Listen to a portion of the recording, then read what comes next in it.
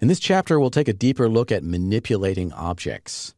For the first couple of movies, I just want to use this very simple primitive scene so that we can isolate these effects without being distracted by too much model detail. The first thing let's look at is reference coordinate systems. When you transform an object in 3D, you have to have some point of reference for that transformation. In other words, if you move in X, for example, are you moving in the X-axis of the world or of the object itself? And those are often two different things. To change the point of reference for transformations, you'll go up here to the main toolbar and you'll see a pull-down list that's labeled View by default, and that's the reference coordinate system. Each one of the transforms, move, rotate, and scale, has its own reference coordinate system. If you change this pull-down list for move, that does not change it for rotate. Each one is separate. All right, let's take a look. I'll choose the Move tool. And to simplify things, I'm going to switch this over to World. Now the Move tool is operating in world or global space. If I select an object, we get the Move gizmo, and we can see that it's oriented the same way in all of the viewports. In the front view, Z is up. In the perspective view, Z is up.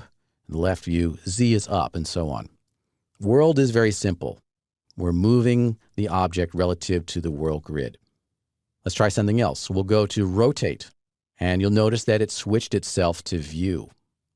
Right? Each one of these remembers the state of the reference coordinate system. Go back to Rotate, and let's choose Local. In local rotations, we can orient an object relative to its own internal reference coordinate system. And the way that we know that's happening is because as we rotate the object, the rotate gizmo is stuck to the object. All right, so I'm just going to turn this so it's a little bit interesting direction relative to the world. Now I'm going to go back to the Move tool, and we'll see by default in world space, Z is up. Let's switch this out to local, and now we can manipulate and move the object relative to its own coordinate system. You'll see that the Move gizmo is no longer aligned with the world. So I can go back to Rotate and turn this around and do something interesting with it. So it's turned in some extreme direction. And then when I move in local space, we can see very clearly that the Z-axis is no longer the elevation here. The cone is moving relative to its own Z-axis. There are a bunch of other coordinate systems. We're not really going to go over all of them. The only one that I really want to cover for you is View, and that is the default one. And View is kind of strange. It operates in the space of the viewport view plane itself. Okay, so if I select an object in the front view, we'll see the Y-axis point up and the X-axis over to the right. We're seeing something different over here in the top view until we actually activate that top view.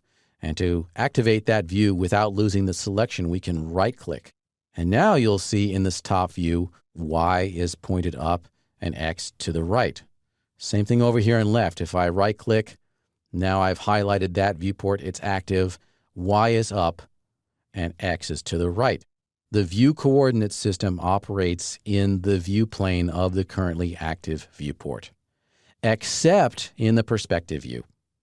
In the perspective view, when you're in view mode, you're actually operating in world space. So Z is always up. Okay, those are the three main reference coordinate systems you need to know right away. Local is the object itself. World is the global space. And view operates in the plane of the viewport, except in perspective view, where it defaults to world coordinates.